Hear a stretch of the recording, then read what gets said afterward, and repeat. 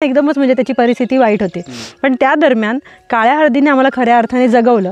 आणि तेव्हा ह्याचा एकत्रित परिणाम असा होतो की आपली कामं, आर्थिक अडचणी ज्या असतात त्या कमी व्हायला लागतात किंवा घरामध्ये सुख, शांतता, समृद्धी जास्त यायला लागते किंवा घरामध्ये आर्थिक ताणचे हे आता येतील. आणि इथे हा जो पूर्ण मंडप आहे ना, कारण ते कोवळे मोठे मोठे असतात आणि मग ते सगळे जे मोठे मोठे कोवळे ते हँडल केले पाहिजे. जर समजा एखाद्याच्या घरात क्लेश वगैरे काय असतील जास्त किंवा खूप लोकांच्या घरात भांडण तंटा वगैरे अशा विषयी पण काही वेगवेगळे म्हणजे घरात प्रॉब्लेम्स वगैरे बरेच चालतात. मग अशा ठिकाणी जर काळी हळद असेल मग त्या ठिकाणी तिचा इफेक्ट कसा काय होऊ शकतो? इथेच तू बघतोयस ना, इथे 25-30 प्रकार जास्वंदीचे आहेत. सातत्य ठेवतो आणि हळूहळू पॉझिटिव्ह एनर्जी ॲड करत जातो. ते तुम्ही बघत असाल ना, निगेटिव्ह एनर्जी हळूहळू त्याच्या शेजारी कापूर ठेवतोय तर कापूर लगेच जळतोय. लॉक त्याच्या बाजूला ठेवलं की ते आपोआप उघडतंय. सुई त्याच्याजवळ ठेवली की सुई वागतीये. नारळ त्याच्या बाजूला ठेवलं की नारळ फुटतोय. इथे काही भूताटकी वगैरे तर नाही ना. आणि अचानक भूतं वगैरे तिथे यायला लागतात. आणि भूतं वगैरे आल्यावर तो इतका घाबरतो की ओ आता मी काय करू, ही भूतं मला मारणार तर नाही ना. आणि ती भूतं. जय शिवराय मित्र हो, मी ऋषभ संदीप तोडणकर आपल्या सर्वांचं पुन्हा एकदा आपल्या हक्काच्या यूट्यूब चॅनलमध्ये सहर्ष स्वागत करतो. मित्र हो, तुम्ही केव्हा काळ्या हळदीबद्दल ऐकलं आहात का? म्हणजे मी असं ऐकलं आहे की काळी हळद ही जादूटोणा, भुंदूगिरी, करणी यामध्ये खूप वापरली जाते. म्हणजे एका साईडला जर तुम्ही काळी हळद ठेवलात आणि दुसऱ्या साईडला कापूर ठेवलात तर कापूर पेट घेतो किंवा काळ्या हळदीमुळे लॉकसुद्धा उघडलं जातं. तर अशा खूप साऱ्या गोष्टी आहेत ना समाजामध्ये पसरलेल्या आहेत. तर खरोखर एवढी इफेक्टिव्ह आहे का काळी हळद? याबद्दल सर्व आज आपण उलगडा करणार आहोत. आणि बाय चान्स जर काळी हळद जादूटोणामध्ये एवढी इफेक्टिव्ह नसेल, म्हणजे त्याचा वापर होत नसेल, तर मग काळ्या हळदीचा वापर तरी काय? कारण जेवणामध्ये वगैरे, स्वयंपाकात वगैरे वापरताना काळी हळद मी तर केव्हा पाहिलं नाही आहे. पण असं सुद्धा बोललं जातं की काळ्या हळदीमुळे आपलं जीवनसुद्धा बदलू शकतं. म्हणजे काळी हळद आपल्या आयुष्यामध्ये पॉझिटिव्ह एनर्जीसुद्धा खूप प्रमाणात आणू शकते. तर ही नेमकी भानगड काय आहे? काळी हळद म्हणजे नेमकी काय आहे? ती काळी हळद कशी असते? त्याचप्रमाणे काळ्या हळदीचा नेमका उपयोग काय? काळी हळद ही जादूटोणामध्ये वापरतात का? किंवा आपल्या आयुष्यामध्ये काळी हळद कशाप्रकारे पॉझिटिव्ह एनर्जी आणू शकते, ज्याच्यामुळे आपलं आयुष्यसुद्धा बदलू शकतं. तर काळ्या हळदी संदर्भात हीच सर्व माहिती घेण्यासाठी आपण जात आहोत रत्नागिरी तालुक्यातील हरचिरी गावातील प्रणित आणि दीपाली मॅडम यांच्या हॅपी इको विलेज फार्ममध्ये. त्या ठिकाणी जाऊन आपण काळ्या हळदी संदर्भात सर्व माहिती घेणार आहोत. त्यामुळे मित्र हो, आजचा हा व्हिडिओ तुम्ही शेवटपर्यंत नक्की बघा. चला तर आता आपण जाऊया हॅपी इको विलेज फार्ममध्ये.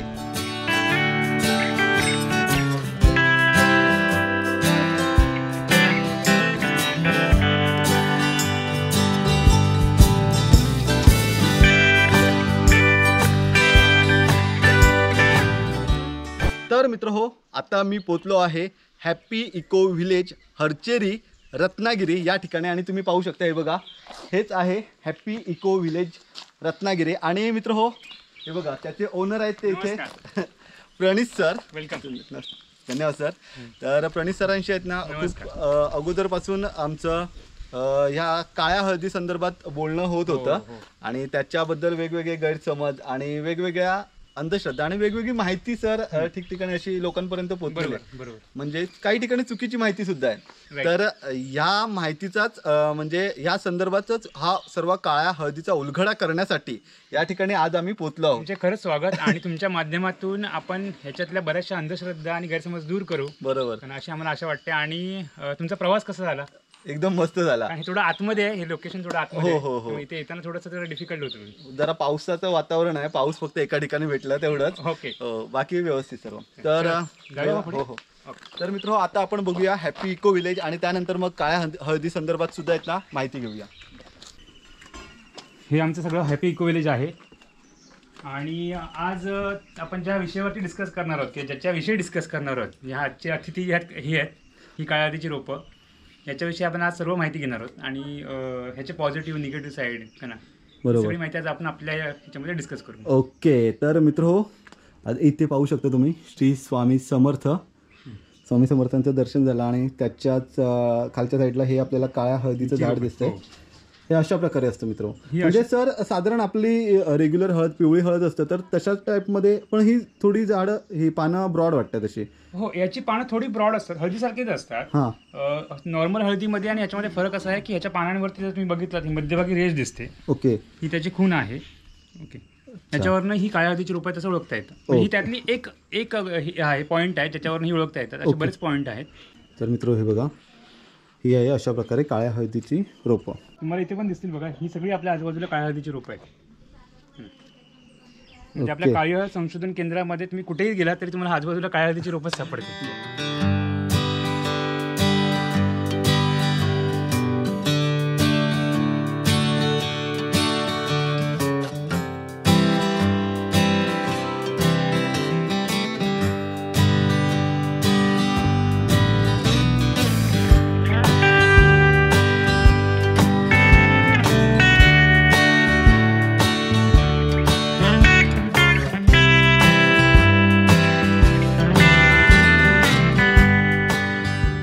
आमची छोटीशी प्रयोगशाळा आहे. इथे सगळ्या गोष्टींवरती म्हणजे सगळ्या वनस्पतींवरती प्रयोग केले जातात. ओके. आणि डेफिनेटली तुम्हाला त्या दीपाली बागेतच सापडेल. आपण जाऊया तिला भेटूया. कितीच असते. तर मित्र हो, दीपाली म्हणजे सरांच्या मिसेस. तर आपण त्यांच्याकडून सुद्धा आहेत ना थोडीशी आता या बागेबद्दल माहिती घेऊया. नमस्कार ताई. काय बोलतात? या कशा आहात? मस्त, एकदम मस्त. बागेत असली म्हणजे मस्त.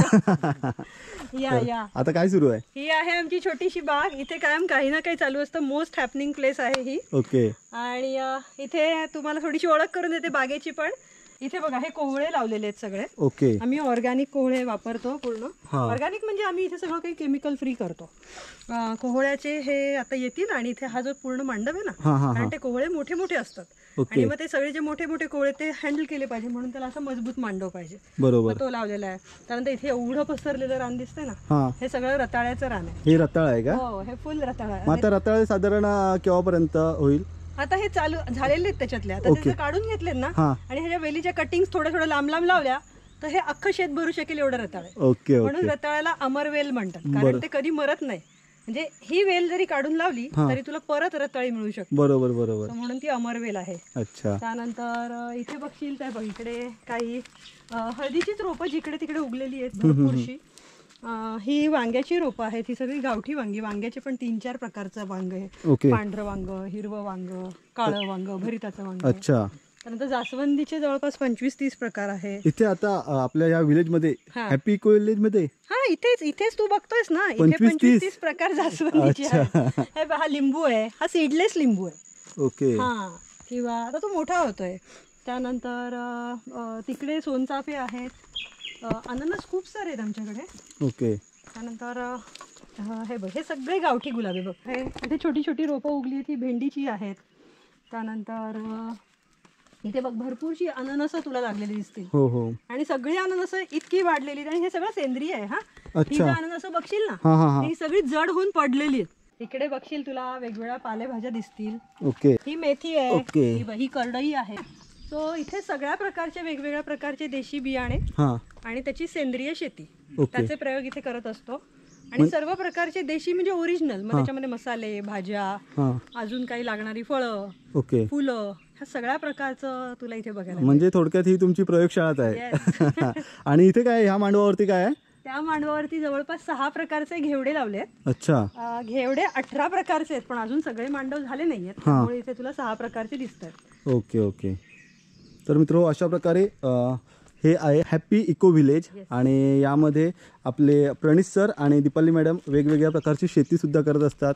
त्याचप्रमाणे काळ्या हळदीची सुद्धा शेती सुरू असते. आणि मेन फोकस तुमचा काळ्या हळदीवरती आहे ना मॅडम? मुख्य आहे काळी हळद. तर मित्र हो, एक आपल्या प्रणित सरांच्या हॅपी इको विलेजचा आपण थोडक्यात आढावा घेतलेला आहे की कशाप्रकारे सर इथे वेगवेगळ्या प्रकारचे प्रयोग करत असतात. म्हणजे त्यांची थोडक्यात बाग बघितलेली आहे. आणि आत्ता आपण पाहायला जात आहोत आणि जी माहिती घ्यायला या ठिकाणी आलो आहोत ते म्हणजे काळ्या हळदी संदर्भात.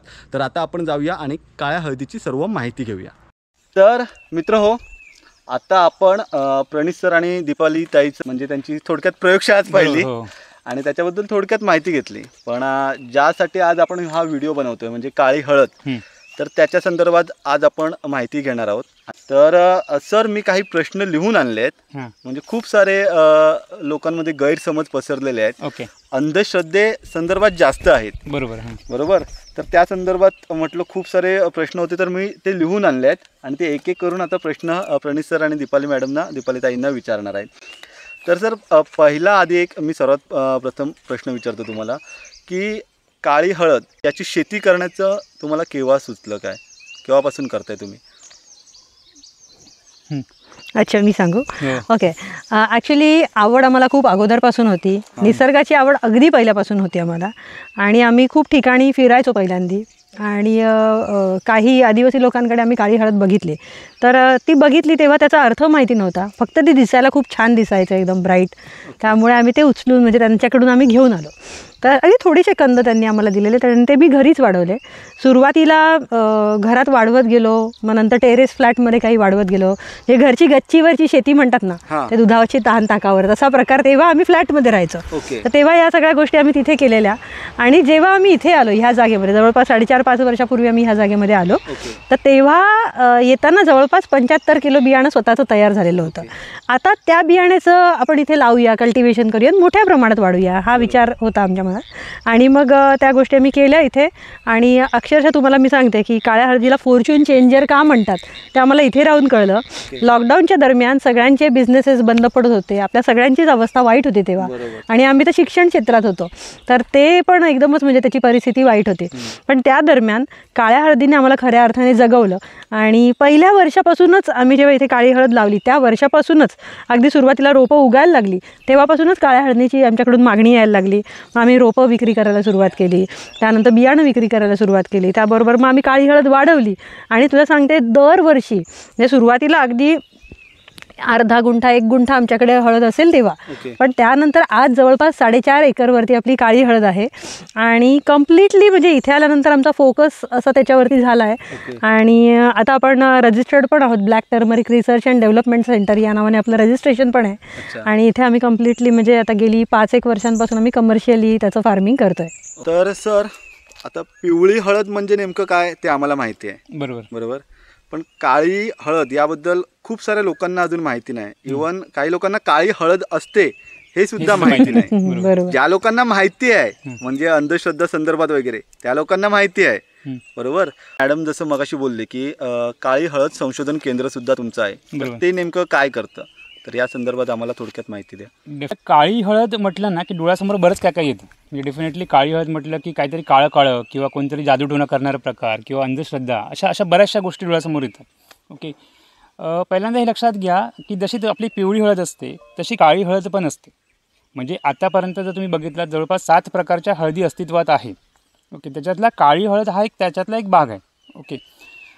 काळी हळद जनरली ही दुर्मिळ वनस्पती मानली जाते कारण म्हणजे आपल्या गव्हर्नमेंट ऑफ इंडियाने त्याला म्हणजे दुर्मिळ प्रजातीमध्ये त्याचा समावेश केलेला आहे. ओके. कारण ती रेअर आहे, ती सापडत नाही. त्याची शेती अशी जनरली होत नव्हती. आता कुठे त्याची लागवडची प्रक्रिया चालू झाली आहे आणि बऱ्यापैकी लोक त्याच्यामध्ये आता शेती करायला लागलेली आहेत. त्याच्यामुळे आता हळूहळू तुमच्या डोळ्यासमोर काळी हळद हे नाव येत चाललेलं आहे. ओके. काळी हळद मुख्यतः दिसायला काळी कधीच नसते. म्हणजे आपण जे यूट्यूबला जे बघतो काळं काहीतरी करून दाखवलं जातं आणि मग ते जादूटोण्याचे प्रकार करून दाखवले जातात का ना, हे सगळं फ्रॉड आहे का ना. काळी हळद ही दिसताना ऑलवेज आतमधून निळसर कलरची दिसते. म्हणजे जेव्हा तुम्ही तिला शेतातून काढता तेव्हा आतून निळसर कलरची दिसते का ना. जशी ती सुकत जाते तशी ती काळपट ग्रे कलरची होते. ओके. काळी हळद तिला अपभ्रंश होऊन मिळालेलं नाव आहे. तिचं खरं नाव आहे कृष्ण हरिद्रा. ओके. हे तिचं खरं नाव आहे. कृष्ण हरिद्रा का म्हटलं जातं, कारण ती दिसताना कृष्णाच्या कलरसारखी दिसते. जसं कृष्णाचा निळसर कलर असतो तशी दिसते ना, म्हणून तिला कृष्ण हरिद्रा म्हटलं जातं. ओके. ह्याच्यामध्ये कर्क्युममचं प्रमाण जे कॅन्सर्सवरती औषध मानलं जातं त्याचं प्रमाण जास्त असतं, म्हणून ही खूप फायदेशीर आहे. ओके. आणि काळ्या हळदीचे जसे बरेच उपयोग आहे. म्हणजे जसे आपले प्रश्न तुमचे पुढे जातील तर डेफिनेटली काळ्या हळदीविषयी मी जास्त बोलत जाईन. Black turmeric research and development centre exactly करतं काय, कारण आम्ही गेल्या अनेक वर्षापासून आमच्याकडे काळी हळद आहे. पण गेले 3 वर्ष आम्ही जेव्हा कमर्शियली त्याची फार्मिंग करायला लागलो आणि बाहेर द्यायला लागलो तेव्हा आम्हाला आढळायला लागलं की ह्याच्या संदर्भामध्ये अंधश्रद्धा पुष्कळ आहेत. आणि काळ्या हळदीवरती जेवढं काम व्हायला पाहिजे तेवढं अजून झालेलं नाही आहे. करण्यासारखा खूप स्कोप आहे, अजून 5% पण पोहोचलेलो नाही आहेत. म्हणजे तिचे आयुर्वेदातले उपयोग म्हणा, तिचे आध्यात्मिक लेवलचे उपयोग म्हणा, असं बरंचसं काय काय तिच्यापुढे मोठं वलय आहे तिचं. ओके, हे लोकांसमोर येणं गरजेचं आहे. कारण अंधश्रद्धा आपण माहिती देऊन किंवा नॉलेज देऊनच दूर करू शकतो. आणि मग black turmeric research and development centre आपण काय करतं, तर त्याचे आध्यात्मिक लेवलचे फायदे आणि आयुर्वेदातले फायदे हे दोन्ही गोष्टी आपण लोकांसमोर ठेवण्याचा प्रयत्न करतो या माध्यमातून. आणि त्याच्यावरती आपलं काम चाललेलं आहे की त्याचे आणखी काय काय त्याच्या बाबतीत शोध घेता येतील, त्याच्या प्रजाती कुठच्या आहेत, आध्यात्मिक लेवलचे फायदे काय आहेत, ह्या सगळ्या गोष्टी आम्ही लोकांसमोर आणण्याचा प्रयत्न करतो. म्हणजे थोडक्यात अंधश्रद्धा आणि गैरसमज दूर करून तिचे खरे उपयोग आम्ही लोकांसमोर आणतो. काळ्या हळदीचा black turmeric research and development centre म्हणजेच हळद संशोधन केंद्र यांचं अजूनही एक आमचं महत्त्वाचं काम आहे, ते म्हणजे काळ्या हळदीबद्दलची खरी माहिती लोकांपर्यंत नेणं. कारण आज वेगवेगळ्या समजुती आणि गैरसमजुतींमुळे इतकी महत्त्वाची वनस्पती, दिव्य वनस्पती आहे, पण ती कुठेतरी तिचा मिसयूज होतो आहे आणि लोक फसतात त्याच्यामध्ये. त्यामुळे ह्या सगळ्या गोष्टीचा खरा वापर काय आहे तो लोकांसमोर आणणं आणि त्याचा अवेअरनेस लोकांमध्ये पसरवणं. मग अगदी स्मॉल क्वांटिटीमध्ये आम्ही लोकांपर्यंत ती देतो, जेणेकरून लोकांना खरं काय आहे ते कळेल. ताई, आता ज्यावेळी आम्ही काळ्या हळदी संदर्भात माहिती शोधायला जातो किंवा म्हणजे गुगल किंवा यूट्यूबवरती आपण बघतो, तर त्यावेळी जास्त करून अशी जादूटोणा, भोंदूगिरी या संदर्भातचे व्हिडिओ येतात. म्हणजे कुलूप उघडून दाखवणे, कापूर जाळणे वगैरे अशा प्रकारचे वेगवेगळे व्हिडिओज येतात. तर या संदर्भात म्हणजे याच्यामध्ये किती तथ्य आहे, या जादूटोणा आणि काळी हळद यांच्याबद्दल म्हणजे किती तथ्य आहे या गोष्टीमध्ये? खरं बघायला गेलं तर हा आजच्या पिढीचा प्रश्न आहे की नुसतं काळी हळद असं पण टाईप केलं, ब्लॅक टर्मरिक असं टाईप केलं की तुम्हाला मॅक्सिमम व्हिडिओ असे येतील की ज्याच्यामध्ये कोणतरी लॉक उघडून दाखवतो आहे, ज्याच्यामध्ये कोणतरी त्याच्या शेजारी कापूर ठेवतो आहे तर कापूर लगेच जळतो आहे, लॉक त्याच्या बाजूला ठेवलं की ते आपोआप उघडतं आहे, सुई त्याच्याजवळ ठेवली की सुई वागती आहे, नारळ त्याच्या बाजूला ठेवलं की नारळ फुटतो आहे, किंवा अजूनही असे भरपूर प्रकार असतात. जसं की काळी हळद जर खरी असेल तर आरशामध्ये दिसत नाही वगैरे वगैरे, असे खूप फोन आम्हाला रेग्युलरली येतात. आणि असे खूपसे म्हणजे, आणि त्याच्यासाठी लोक लाखो रुपये द्यायला तयार असतात. पण तुम्हाला मी खरं सांगू का, यापैकी एकही व्यक्ती त्याचा चेहरा समोर दाखवतोय का ते तुम्ही कधीतरी अनुभवून बघा, तर तुम्हाला लक्षात येईल काय खरं आहे आणि काय खोटं आहे. या प्रकारच्या कुठल्याही गोष्टी काळ्या हळदीच्या बाबत अजिबात घडत नाही. आणि जर तसं असतं तर माझ्याकडे 4.5 एकरवरती काळी हळद आहे. अख्ख्या गावाचे किंवा अख्ख्या रत्नागिरी जिल्ह्याचे लॉक्स इथे लागायला नाही पाहिजे होते. त्यामुळे हे प्रकार डेफिनेटली घडत नाही.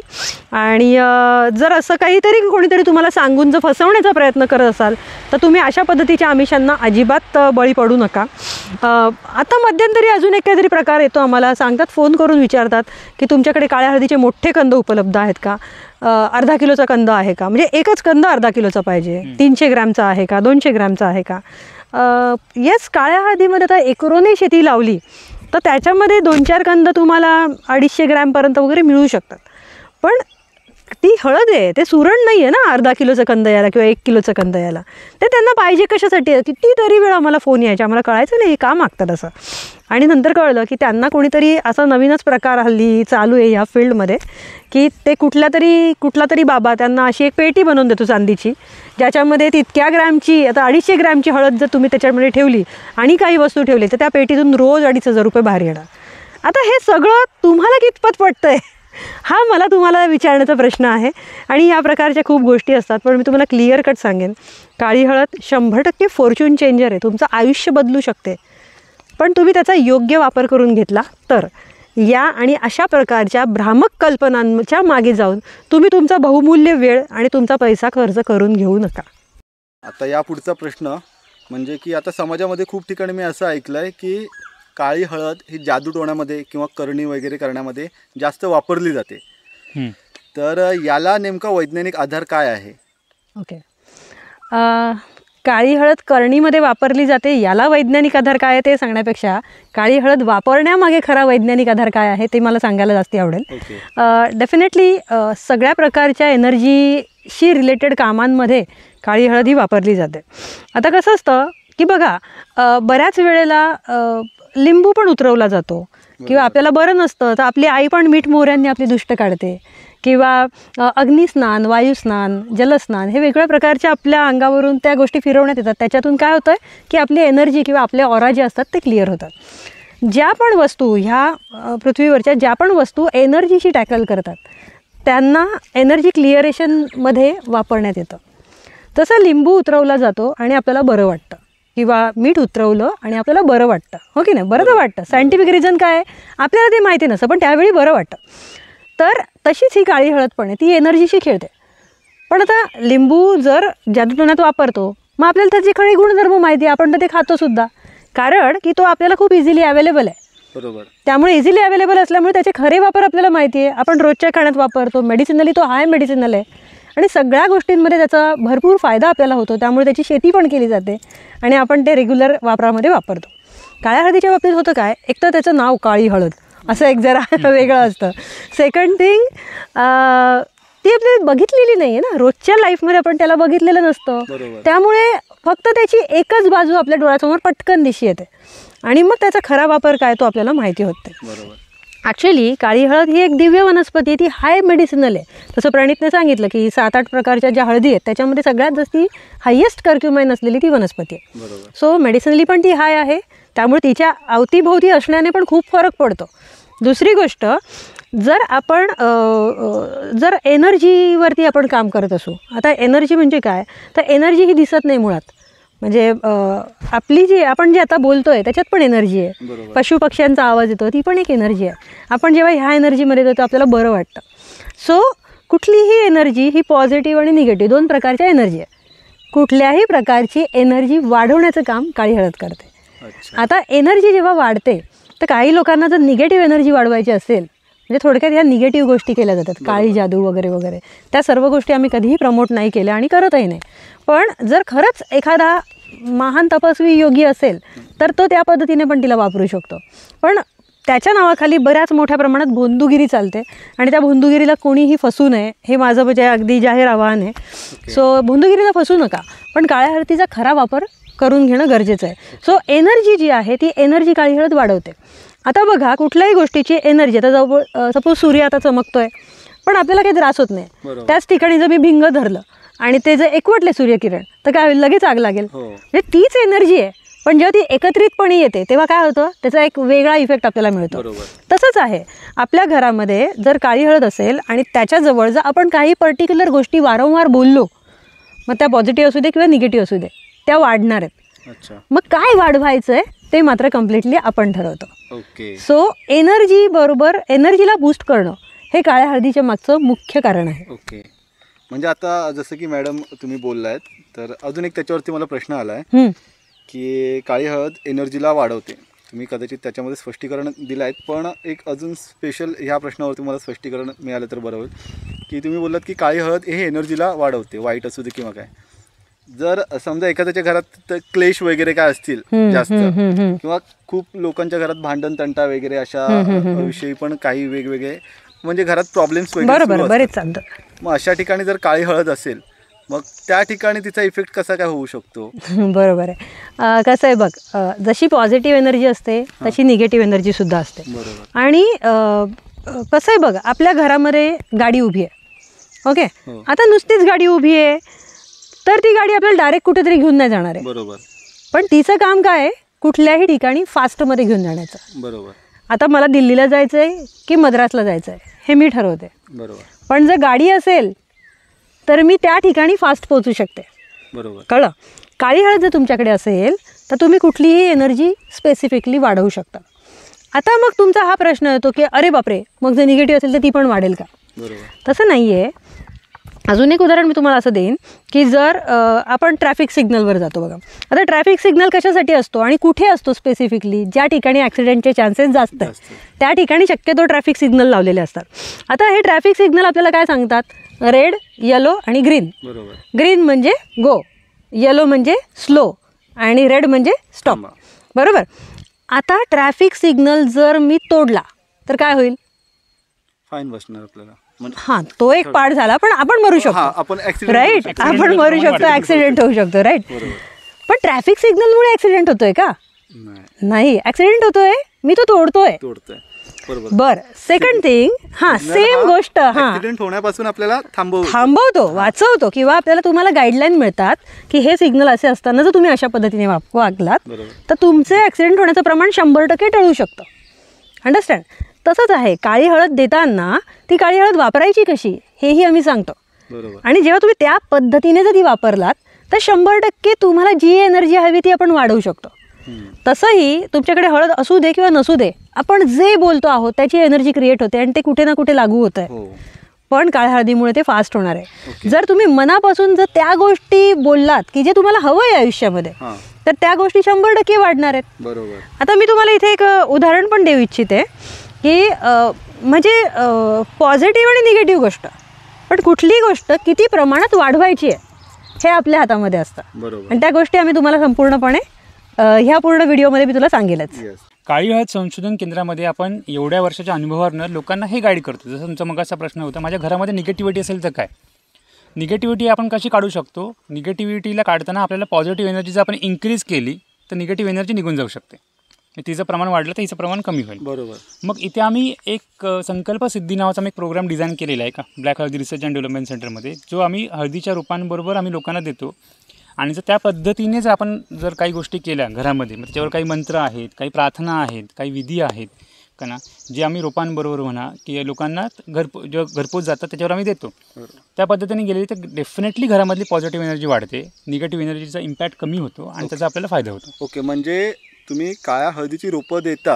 हां. बरोबर. ॲक्च्युली तुमचं असं म्हणणं आहे की काळी हळद ही पॉझिटिव्ह एनर्जी बूस्ट करते. बरोबर. आणि त्याच्याबरोबर जोडीला आध्यात्मिकतेचा पण तुमचा एक तो प्रोग्राम तुम्ही डिझाईन केलेला आहे, जेणेकरून पॉझिटिव्ह एनर्जी वाढू इन्क्रीज व्हावी आणि आपल्याला सगळ्यांना त्याचा फायदा व्हावा. ओके. तर सर, आता तुमचं असं म्हणणं आहे की काळ्या हळदीची रोपं ही घरात ठेवल्याने पॉझिटिव्ह एनर्जी वाढू शकते. तर याचा खरंच फायदा होतो का? म्हणजे काळ्या हळदीची रोपं घरात ठेवल्याने खरंच आपल्याला फायदा होतो का? आणि जर असं असेल तर तुम्ही इतके वर्ष आता हा व्यवसाय करताय, तर किती लोकांना याचा फायदा झाला आहे? काळ्या हळदीची रोपे घरात ठेवल्याने खरंच फायदा होतो का? तर येस, डेफिनेटली. कारण हे आम्ही गेली आता जवळपास 4-1 वर्ष आम्ही लोकांना ही रोपं देतो आहे. आतापर्यंत जवळपास 12,500पेक्षा जास्त लोकांना आम्ही काळी हळद दिलेली आहे ना. आता काळ्या हळदीच्या बाबतीमध्ये आता रोपांबद्दल तुम्ही मला जो प्रश्न विचारला, काळ्या हळदीचं कसं असतं, 8 महिने जागृत अवस्था आणि 4 महिने निद्रावस्था असते. जागृत अवस्था म्हणजे काय आणि निद्रावस्था म्हणजे काय? तर काळ्या हळदीची रोपे ही त्याची जागृत अवस्था आहे आणि तिचे जे कंद असतात ते त्याची निद्रावस्था आहे. ओके. हा व्हिडिओ आपण आता शूट करतो आहे आणि आता हा जूनचा महिना आहे, त्याच्यामुळे आता तुम्हाला रोपे अवेलेबल होतात. ओके. जर हाच व्हिडिओ आपण डिसेंबर-जानेवारीमध्ये जर शूट केला असता तर तिचे कंद अवेलेबल होतात. त्यामुळे ज्या महिन्यामध्ये जे अवेलेबल आहे त्या गोष्टी तुम्ही घरात ठेवून त्याची पूजा करून त्याचा आपल्याला फायदा होऊ शकतो. ओके. सो आत्ता जर तुम्ही घेतलात तर जनरली याचे 3 रोपांचा आणि 7 रोपांचा सेट येतो घरात ठेवण्यासाठी. बरं, 3 आणि 7च का घरामध्ये ठेवावी का ना, तर त्याच्यामागे पण वैज्ञानिक आधार हा आहे की जे आपल्या काळी हळद आपल्या घरातली एनर्जी क्लीन करून पॉझिटिव्ह एनर्जी वाढवते. जी आपण एनर्जी देणार ती वाढवते. मग ती एनर्जी वाढवताना दिशांचा आधार घेते. ओके. आता आपल्याकडे 4 मेन दिशा आणि 4 उपदिशा आहेत. ओके. त्यातली दक्षिण दिशेची एनर्जी आपण कलेक्ट करत नाही, कारण आपल्या भारतामध्ये भौगोलिक दृष्टिकोनातून दक्षिण दिशा ही निगेटिव्ह मानली जाते. जर तुम्ही चुंबक स्थिर केला तर चुंबकाची निगेटिव्ह साईड दक्षिणेला स्थिर होते, किंवा आपल्या संस्कृतीमध्ये पण तिला यमाची दिशा मानली जाते, मग तिकडची आपण एनर्जी कलेक्ट करत नाही. त्यामुळे घरात ठेवताना ह्याचा 3 रोपांचा किंवा 7 रोपांचा सेट ठेवला जातो. आता 3 आणि 7 रोपांचा सेट का? जर घर लहान असेल तर ॲटलिस्ट पूर्व, पश्चिम, उत्तर या दिशांना रिप्रेझेंट करणारा सेट तुम्ही घ्यावा. आणि जर घर मोठं असेल आणि 7 रोपं ठेवणं पॉसिबल असेल तर तुम्ही पूर्व, पश्चिम, उत्तर आणि 4 उपदिशा असा 7 दिशांना रिप्रेझेंट करणारा सेट घरामध्ये ठेवू शकता. बरं, ही रोपं घराच्या आतमध्ये आणि घराच्या बाहेर पण ठेवू शकतो, कारण जर आपण मुंबई, पुण्यामध्ये बघितलं तर घरच लहान असतात, त्याच्यामुळे मग रोपं ठेवायची कुठे हा मोठा प्रश्न लोकांसमोर येतो. ही रोपं घराच्या आतमध्ये, हॉलमध्ये, बेडरूममध्ये, किचनमध्ये तुम्हाला जिथे शक्य असेल तिथे ठेवू शकता. ह्या रोपांना सूर्यप्रकाशाची तशी गरज नसते, कारण जंगलामध्ये पण ही रोपे सावलीखालीच वाढतात. ओके. त्याच्यामुळे जर आपल्या घरामध्ये जो नॉर्मल सूर्यप्रकाश येतो, किंवा नॉर्मल उजेड येतो, त्याच्यामध्ये तुम्ही ही रोपं ठेवू शकता. दुसरी गोष्ट, अगदीच जर अंधारी खोली असेल तर आठवड्यातून 2दा किंवा 3दा त्याला सूर्यप्रकाश दाखवलेला चालतो. त्यामुळे ज्या लोकांनीकडे जर जागा चांगली असेल तर त्यांनी 7 रोपे घरात ठेवावी, आणि ज्यांच्याकडे जागा कमी असेल त्यांनी 3 रोपे घरात ठेवलात तरी पण चालते. तुमचा प्रश्न होता की ह्याचा फायदा होतो का? तर हो, नक्कीच याचा फायदा होतो. आणि हे मी माझं मत म्हणून नाही, आमच्याकडनं ज्या 12,500पेक्षा जास्त लोकांनीही घेतलेली आहे त्यांच्या अनुभवावरनं हे उत्तर तुम्हाला मी देतो आहे. तुम्ही जर आमच्या म्हणजे आमच्याकडे फीडबॅक बघितलात लोकांचे की लोकांचे व्हिडिओ टेस्टिमोनियल अशा हजारो अनेक व्हिडिओ टेस्टिमोनियल्स आहेत की वेगवेगळ्या क्षेत्रामध्ये काळ्या हळदीच्या रोपांचा किंवा काळ्या हळदीच्या कंदांचा लोकांना फायदा झालेला आहे. हो, आपल्या आतापर्यंत म्हणजे कितीतरी लोकांचे फीडबॅक स्क्रीनशॉट्स आहेत किंवा खूप साऱ्या लोकांनी व्हिडिओ फीडबॅक पण दिलेले आहेत. ते सगळे व्हिडिओ फीडबॅक आपल्या यूट्यूब चॅनलला टाकलेले आहेत. तर सर आता म्हणजे नुसती जर काळ्या हळदीची म्हणजे तो 3 रोपांचा सेट किंवा 7 रोपांचा सेट आपल्या घरात किंवा घराच्या बाहेरच्या परिसरामध्ये ठेवला तर नक्की काय फायदा होतो? मी इथे सांगू इच्छिते, काळी हळदीची रोपं ही महालक्ष्मी स्वरूप असतात. महालक्ष्मी स्वरूप म्हणजे काय की कुठल्याही गोष्टीला जास्त एनर्जी देणारी. म्हणजे जसं की आता मला कुठलंही निगेटिव्ह किंवा पॉझिटिव्ह काम करायचं आहे आणि माझ्याकडे अचानक 1 लाख रुपये आले तर माझं ते काम फास्ट होईल. बरं की नाही? त्याच्यापासून मी काय वापर करायचा आहे ते कम्प्लिटली डिसिजन माझा असतो की निगेटिव्ह हवं आहे की पॉझिटिव्ह हवं आहे. पण ते 1 लाख रुपये जर माझ्याकडे अचानक आले तर ते काम माझं फास्ट होतं आहे. ह्याला लक्ष्मी स्वरूप म्हटलं जातं. लक्ष्मी स्वरूप काळ्या हळदीची रोपं आपल्या जेव्हा घरात येतात तर कुठलंही काम आपलं फास्ट व्हायला लागतं. मग ज्या पद्धतीने आम्ही संकल्पसिद्धीचा जो संपूर्ण प्रोग्राम देतो त्याच्यानुसार जेव्हा आपण काम करतो तर तेव्हा ह्याचा एकत्रित परिणाम असा होतो की आपली कामं आर्थिक अडचणी ज्या असतात त्या कमी व्हायला लागतात किंवा घरामध्ये सुख शांतता समृद्धी जास्त यायला लागते किंवा घरामध्ये आर्थिक ताणतणाव असतात ते कमी होतात. जे आपले फॅमिलीमध्ये मिसमॅच असतात किंवा प्रॉब्लेम्स असतात, अडचणी असतात, एकमेकांचे मतभेद असतात ते कमी व्हायला लागते. म्हणजे घरामध्ये समृद्धीचं सुबद्धतेचं वातावरण व्हायला लागतं. बरीचशी कामं आपली अनेक दिवसांपासून अडकलेली असतात. म्हणजे आपण खूप प्रयत्न करतो पण ते कामच कम्प्लीट होत नाही. म्हणजे अशी बरीचशी कामं असतात की ज्या कुठल्या ना कुठल्या फॅक्टरमुळे ते अडलेली असतात. किंवा बरेच जण आमच्याकडून म्हणजे माझे पैसे माझ्याकडे खूप आहेत पण ते माझ्या वापरासाठी येतच नाही आहेत, ते इकडे तिकडे वापरले जातात किंवा माझ्याकडे पैसे भरपूर येतात पण माझ्या हातात टिकत नाही. हे असे अनेक समस्या आपल्यातल्या सगळ्या लोकांकडे असतात आणि ह्या अनेक समस्यांवरती आपल्याला काळ्या हळदीचा आणि संकल्पसिद्धी या प्रोग्रामचा एकत्रित खूप छान परिणाम मिळतो. ओके, म्हणजे मॅडम आता तुम्ही असं बोलताय की याचा फायदा होतो म्हणजे बहुतेक ठिकाणी, बरोबर? मग जर सगळ्यांनी ठेवलं जर काळ्या हळदीचं झाड तर सर्वांना फायदा होईल का याचा? येस, नाही, डेफिनेटली येस. सगळ्यांनी जर ठेवला तर सगळ्यांना फायदा होईल. बघा, लक्षात घ्या की प्रश्न असा आहे ना की दीपारीने जे आता तुम्हाला ज्या गोष्टी सांगितल्या ना ह्या काही आम्ही आणलेल्या गोष्टी नाही आहेत. हे आम्ही आमच्याकडे ज्या लोकांनी जे काळी हळदीची रोपं म्हणा किंवा कंद जी घेतलेली आहेत ना त्यांच्या अनुभवातून ह्या गोष्टी आलेल्या आहेत. ओके, आपण आपल्या प्रश्नाकडे परत येऊया की खरंच काळी हळदीची रोपं जर मी घरात ठेवली तर मला फायदा होईल का? तर त्याचं उत्तर आहे येस, प्रोव्हायडेड जो आम्ही संकल्पसिद्धीचा जो कार्यक्रम देतो तो तंतोतंत जर तुम्ही तसा राबवलात का ना तर डेफिनेटली तुम्हाला फायदा होऊ शकतो त्याच्यामध्ये. आणि हे सगळं बघा एक सिम्पलशी गोष्ट आहे का ना.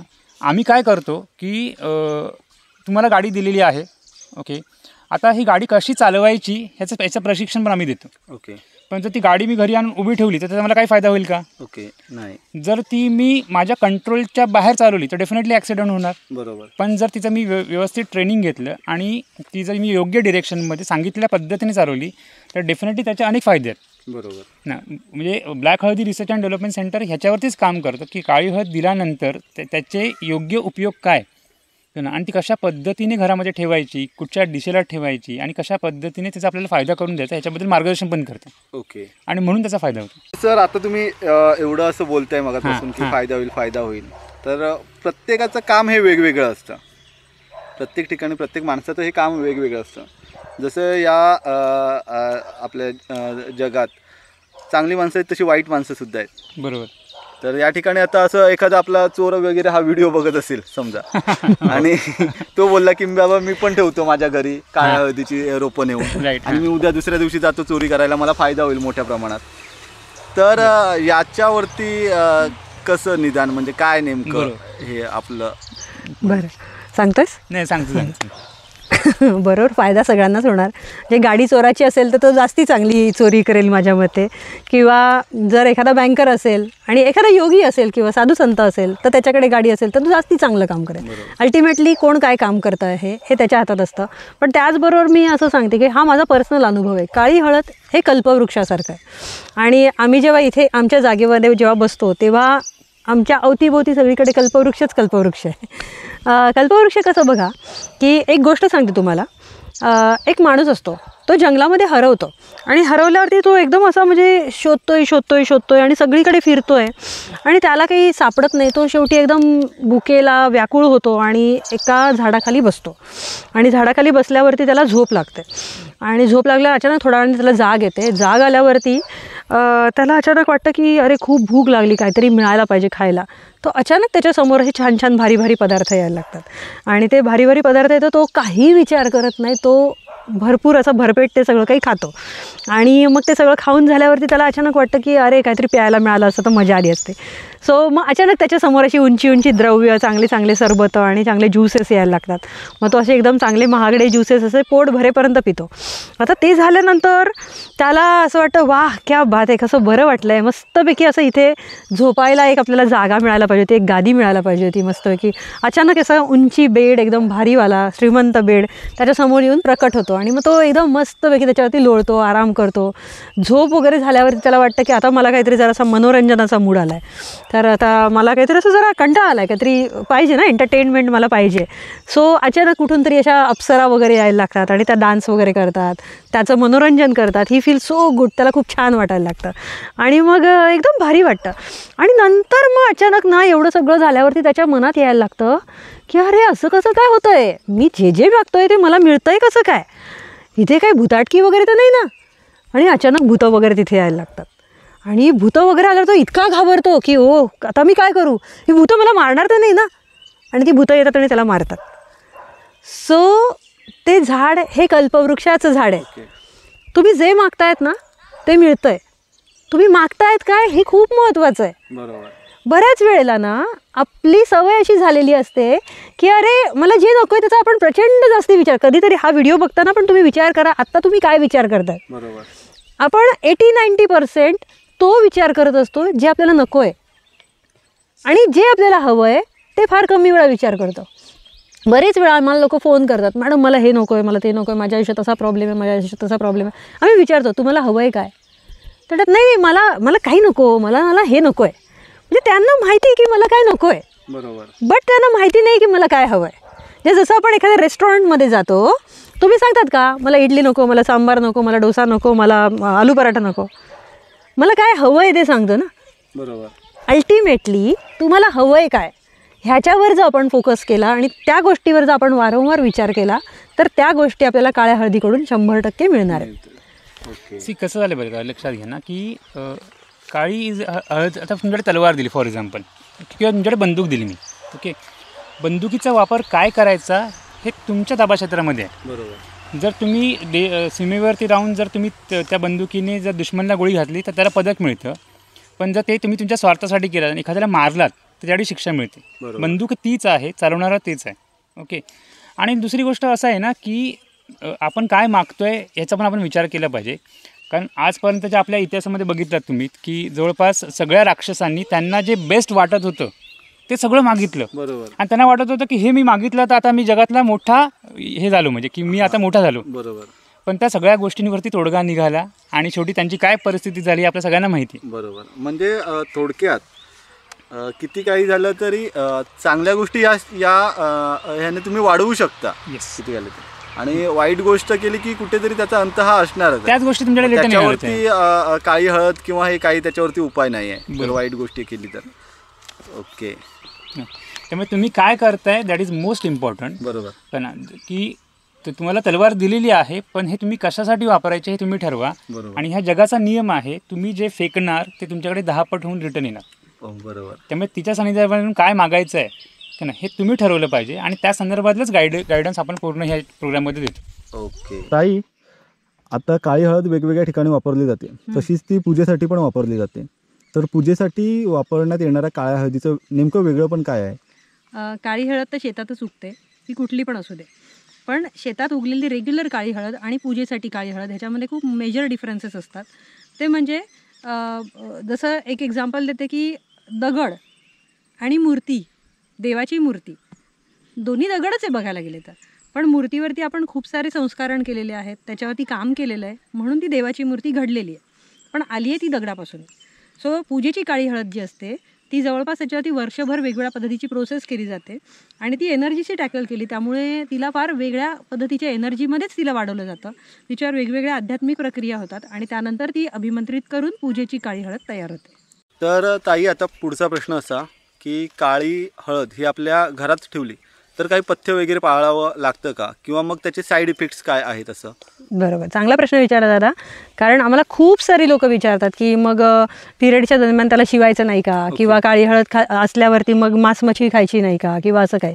तर काळ्या हळदीची तशी काही रिक्वायरमेंट नाही आहे की बाबा हे पर्टिक्युलर शिवाशिवी किंवा ह्या सगळ्या गोष्टी पाळाव्या, अशी काही रिक्वायरमेंट काळ्या हळदीची नाही आहे. पण किंवा तसं काही फार विशेष मोठी पथ्य पण नाही आहे. फक्त एकच महत्त्वाचं पथ्य मी तुम्हाला हे सांगेन की काळी हळद जर तुमच्या घरामध्ये आहे तर तुम्ही त्याच गोष्टी मागा ज्या तुम्हाला हव्या आहेत. ओके. हां, ज्या गोष्टी तुम्हाला नको आहेत त्याचा विचार करू नका आणि ज्या गोष्टी तुम्हाला हव्या आहेत त्याचा वारंवार विचार करा.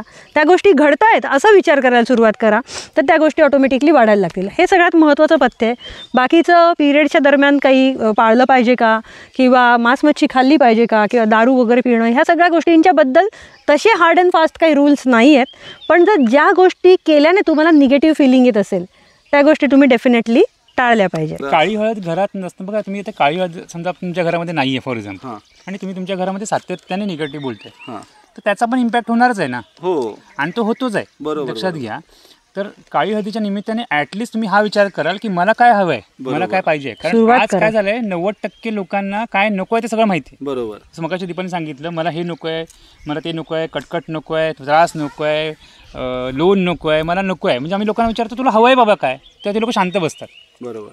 मग त्यांना सांगावं लागतं की बाबा रे, जर तुला कटकट नको असेल तर तू शांतता माग. बरोबर. जर तुला लोन नको असेल तर तू समृद्धी माग. बरोबर. ओके.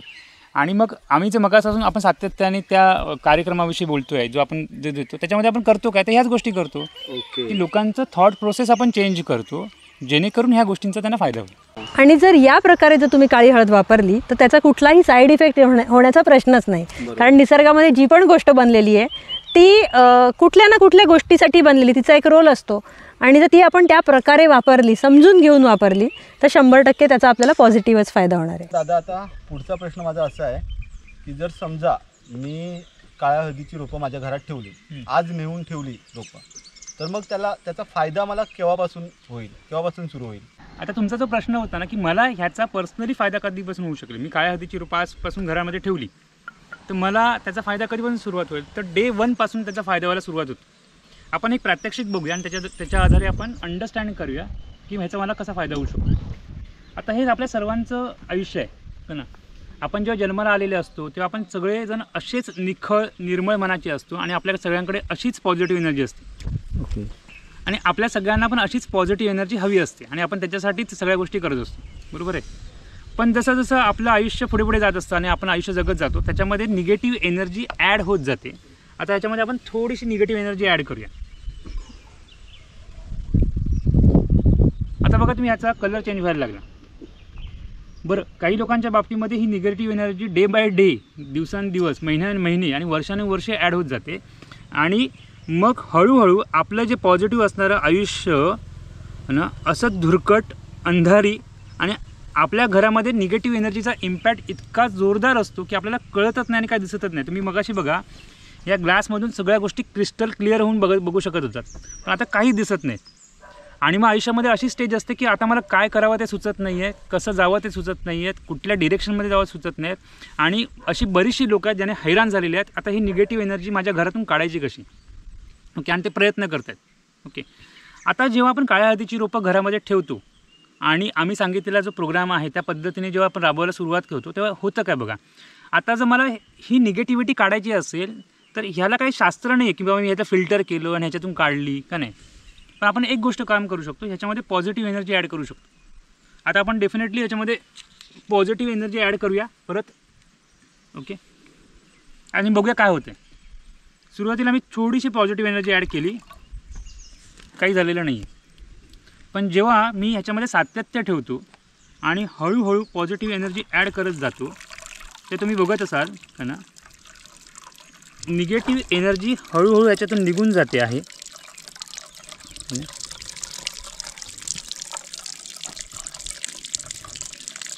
बघा आता मगाशी डार्क दिसणारं पाणी आता क्रिस्टल क्लिअर होत चालले बघा.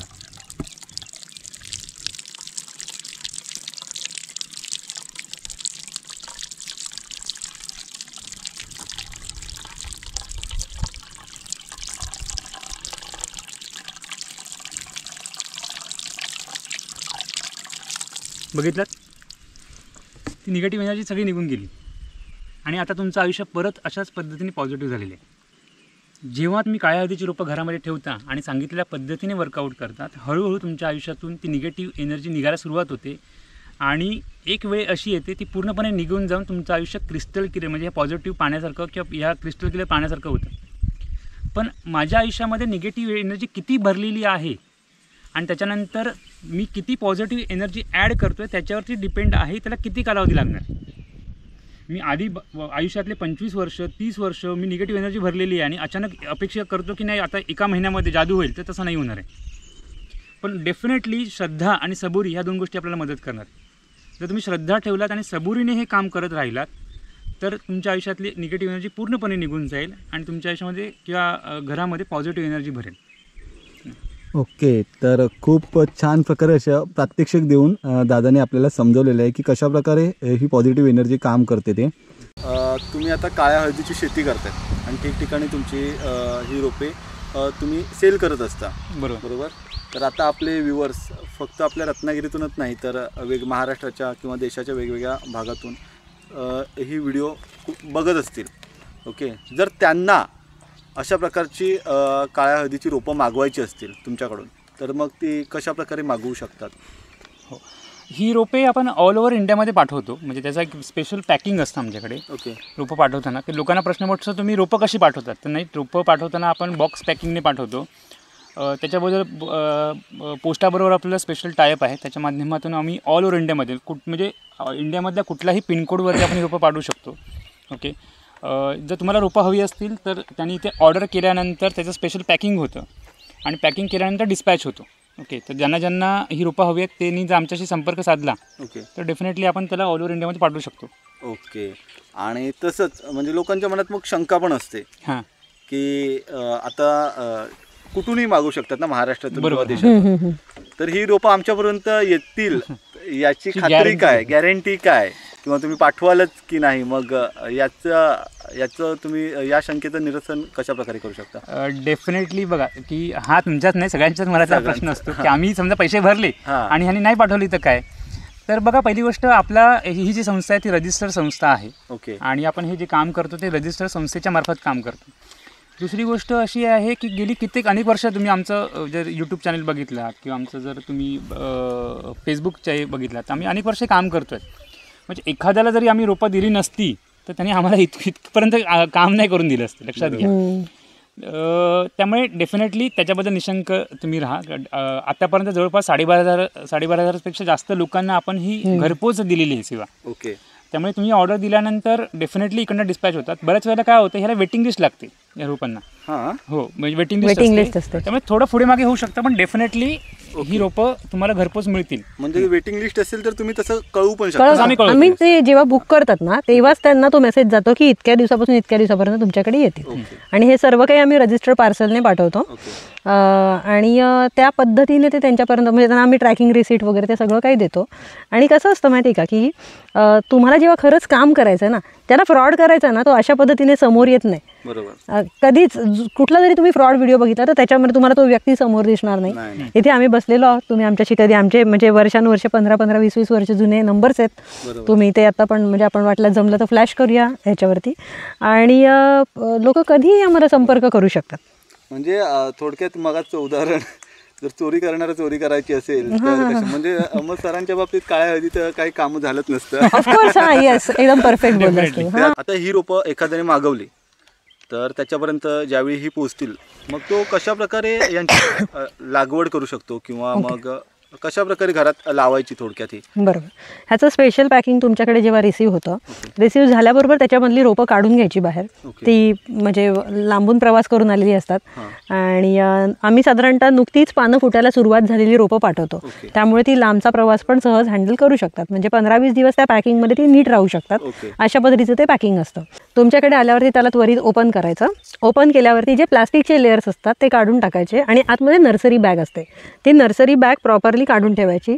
त्या दिवशी रात्री, म्हणजे ज्या दिवशी आलं आहे त्या दिवशी रात्री त्याला तसंच ठेवायचं, त्याच्यामध्ये थोडंसं पाणी घालून त्याला ठेवायचं. डायरेक्ट पंख्याखाली किंवा AC मध्ये शक्यतो ठेवू नये, मोकळ्या हवेमध्ये त्याला ठेवावं. आणि मग दुसऱ्या दिवशी वगैरे तुम्ही त्याला कुंडीमध्ये किंवा मोठ्या ज्याच्यामध्ये जास्ती माती मावते अशा भांड्यामध्ये जर त्याला प्रॉपरली लावलं किंवा जमिनीत लावलं तर चालणार आहे. ते लावताना त्याच्या भोवतीची नर्सरी बॅग आहे ती डायरेक्ट फाडायची आहे आणि जसाच तसा तो मातीचा गोळा तुम्हाला कुंडीमध्ये शिफ्ट करायचा आहे आणि त्यानंतर ते लावायचं आहे. त्याची सगळी माहिती त्याच्याबरोबर आम्ही पाठवतोच तुम्हाला. संपूर्ण व्हॉट्सअपवर एक PDF फाईल येते मोठी, ज्याच्यामध्ये त्या रोपांचा पूजाविधी कसा असतो, त्याच्याबरोबर काय काय काळजी घ्यावी, कशा पद्धतीने त्याला लावावं.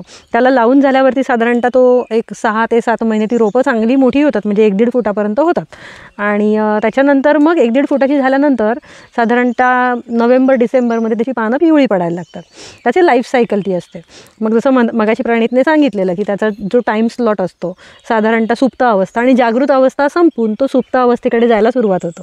त्याची पानं गळून पडली की मग नंतर त्याच्यामध्ये जी कंद असतील ती आपण काढून घेऊ शकतो आणि घरामध्ये तुमच्याकडे जर काही सुती रुमाल कपडा काही असेल तर त्याच्यामध्ये गुंडाळून देवापाशी त्यांना ठेवून द्यायचं आहे. आणि मग पुढच्या वर्षी मे महिन्यात ती कंद परत लावायची, तर त्याच्यातून परत नवीन रोपं येणार आहे.